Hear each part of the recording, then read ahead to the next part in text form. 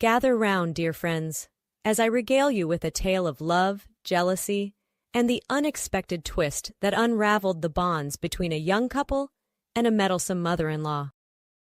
Susan had an annoying voice, ugly dyed hair, and the most disgusting habit of calling her daughter-in-law Sweetie.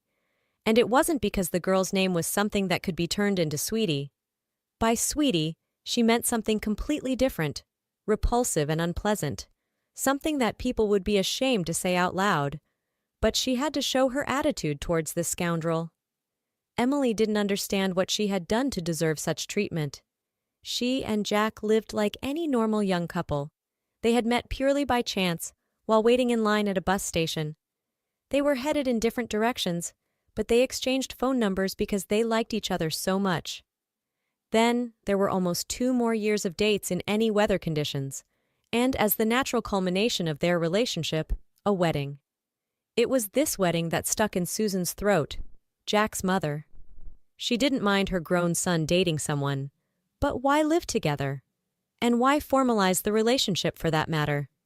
These days, there are plenty of people who don't get married or have kids until they're almost retired, instead of all this fuss with white dresses and gold rings.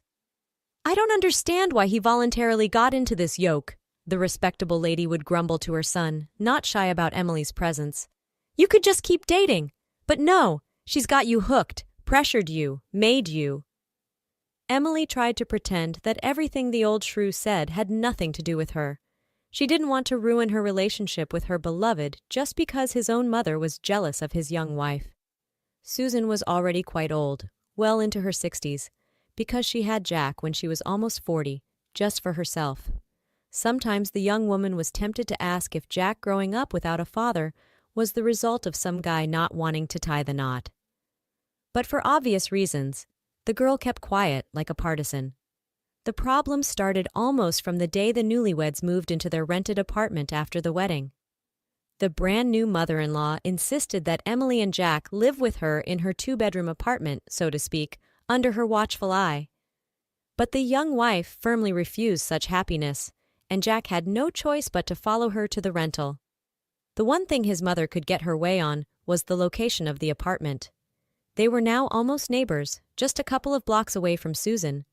But Emily had to come to terms with this, so as not to start her married life with a huge scandal. So the elderly woman would come over every day like she was going to work, constantly criticizing and criticizing.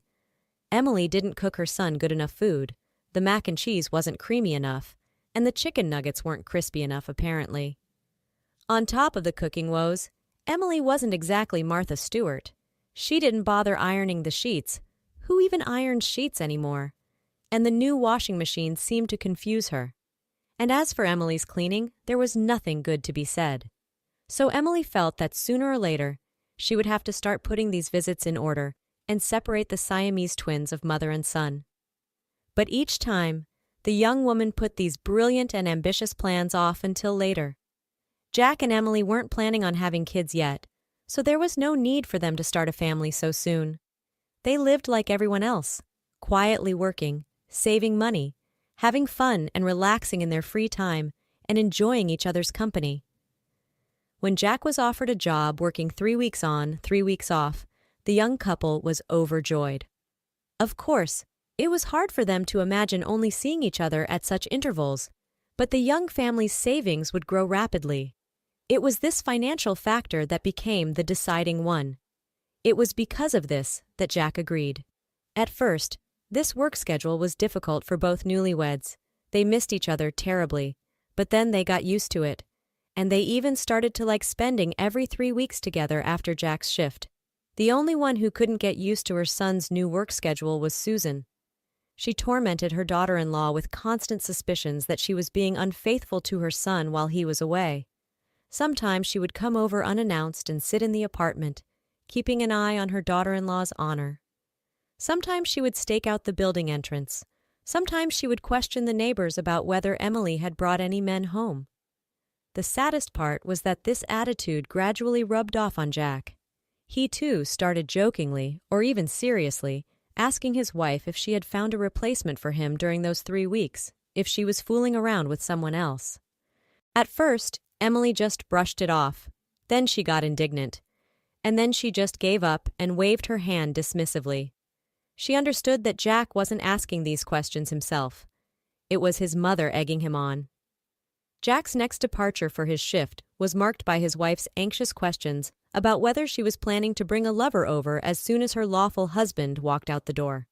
Even the usually patient wife flared up and showed Jack just how sick of this topic she was.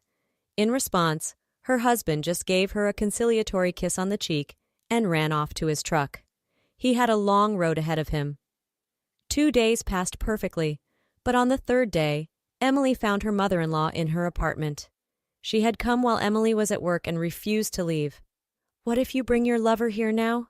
"No way, sweetie. I'm staying put and not moving an inch." Living with Susan was not part of Emily's plans. So through a combination of harsh words and pleading, she managed to see her mother-in-law out. True, Jack was outraged on the phone that Emily had kicked his mother out, but those were just details. Emily felt she was in the right. Emily categorically forbade Susan from setting foot in her home again, and promised that if anything happened, she would call the police without hesitation. The suspicious mother-in-law had to settle for prowling around outside the entrance, questioning the old ladies on the benches and peering in the windows. She was no longer welcome at her daughter-in-law's. Of course, Emily realized that the situation would be presented to Jack in a completely different light. His mother would surely tell him tales of his wicked wife and her own innocence.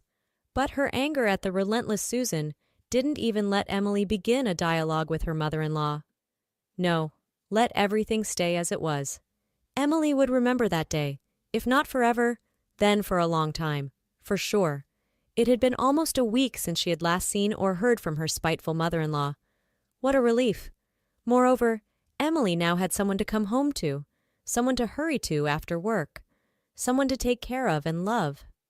True, Jack would be back soon, but he would undoubtedly understand and agree too. There was no other way. Emily walked into the apartment and started her usual daily routine. She unpacked the grocery bags, took a shower, and put soup on the stove. The scrape of a key in the lock was news to her. Could Susan have come to lecture her again? Emily froze in the hallway, ready to meet her mother-in-law with an angry rebuke.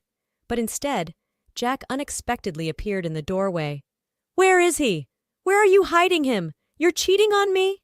Her husband advanced on Emily threateningly, fists clenched and eyes blazing. "Well, look at you, you cheating tramp!" Emily thought Jack was going to hit her. He seemed so outraged by the light robe she had thrown on after her shower. And there in the doorway, her mother-in-law smirked cunningly at her. "The neighbor wouldn't lie, Jackie. She says she can hear Emily perfectly through the shared balcony. Vance this, Vance that. Eat up, my good Vance." "She's definitely hiding someone." I welcomed a snake into my bosom. Jack rushed into the bedroom, and Emily was dumbfounded at what this man she called her beloved husband was doing. The young woman ran after her spouse, but both Jack and Susan, who hadn't even taken their shoes off as they barged into the apartment, stood frozen in the doorway like pillars of salt. Because the Vance Emily had been sweet-talking, and that the neighbor had overheard and promptly reported to his mother, Jack saw him with his own eyes. And it wasn't some hunky 2-meter-tall muscle man. On the armchair, huddled against a cushion, was a tiny striped kitten. The little cat had been scared by the strangers, and now looked warily at the man's contorted, angry face. Emily had found this poor creature abandoned in the trash 4 days ago, named him Vance, and started caring for him. She had hoped to have him litter-trained by the time Jack returned and surprise her husband. It's okay, my little one," Emily said, picking up the fluffy kitten and petting it. So you're not cheating?" Jack seemed to come back down to earth and now looked like any ordinary man who had desperately missed his wife during their forced separation. "I thought, well, come here." Jack opened his arms for an embrace, but Emily didn't move. "Well, what's wrong, baby?" Jack looked puzzled. Instead of hugging her husband, Emily, under her mother-in-law's piercing gaze, briskly started packing her things. She stuffed clothes into a bag, took Vance under her arm, and headed for the door. "What are you doing?" Jack wailed. "You're leaving because of this cat?" At the doorway, Emily turned back. Not because of the cat, but because of a husband who still hasn't grown out of short pants and learned to think for himself. Let your mommy wait for you after your shifts from now on. Vance won't cheat or bring lovers home. Emily closed the door firmly behind her and strode confidently into her new life.